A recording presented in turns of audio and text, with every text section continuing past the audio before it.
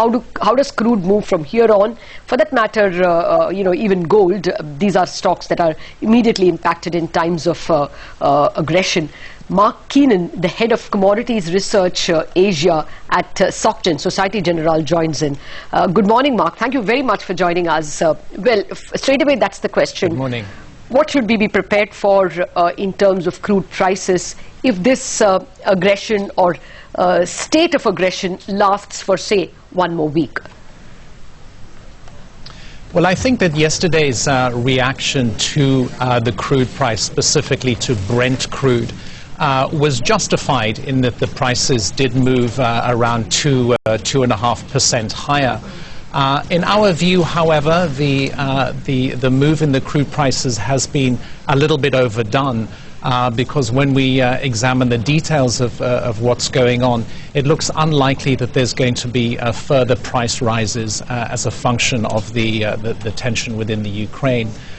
The initial concerns and fears were a function really of risks to crude oil moving out of the Black Sea region and through into the Mediterranean. About 5,500 oil tankers a year move through that channel, and there was some concern that if there was an escalation in tensions, that might affect these channels.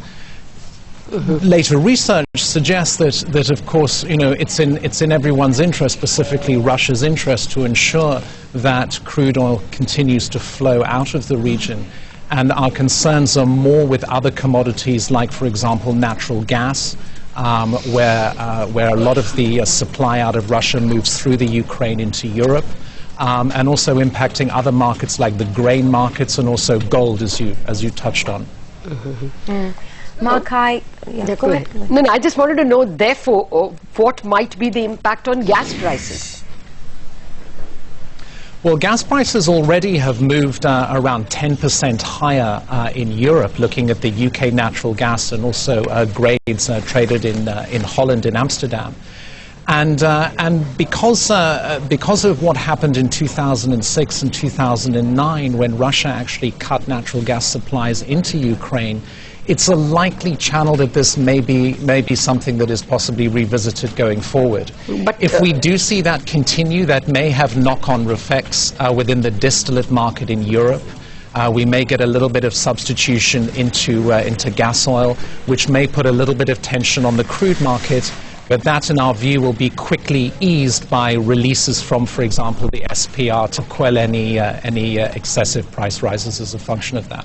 Okay.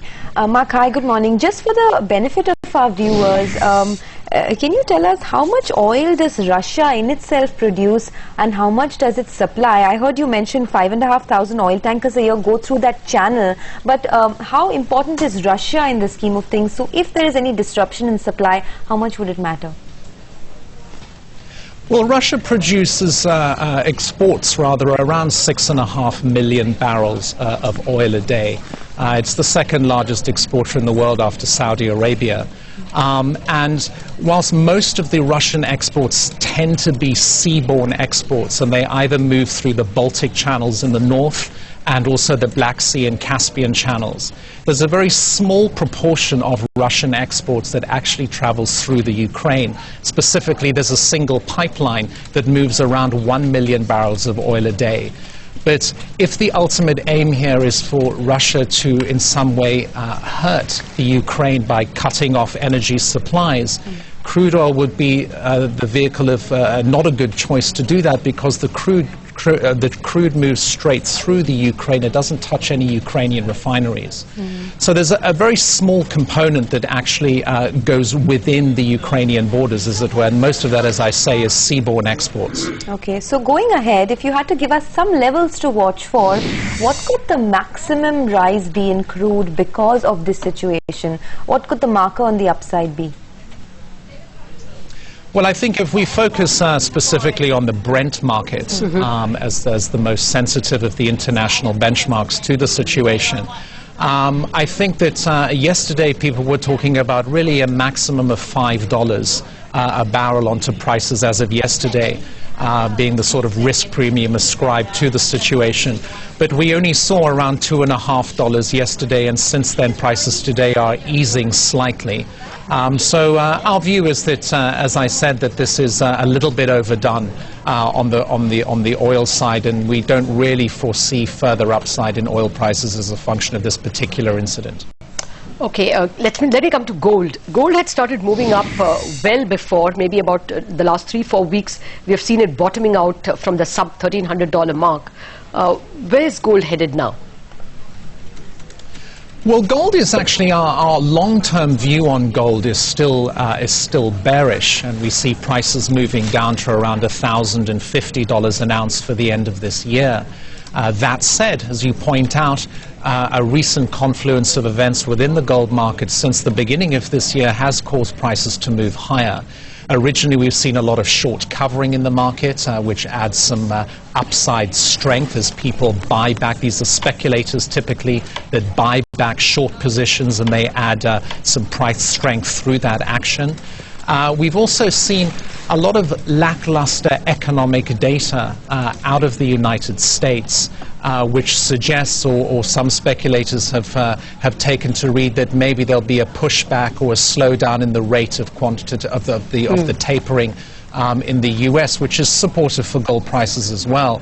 The difficult thing with that is that much of this data, or much of the disappointment in this data, has been attributed to the extremely harsh weather conditions that we've seen in the United States that have made the data very difficult to interpret. So at 1350... in addition to that, of course...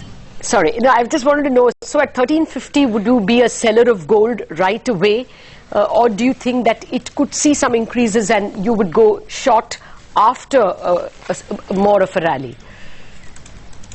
Yes, now that's a very good question. I personally think that now that we are edging through this 1350 level today, and much of this strength has been ascribed to the escalation of tension in the Ukraine, it's likely we could get slightly higher numbers, and we could push up towards 1400.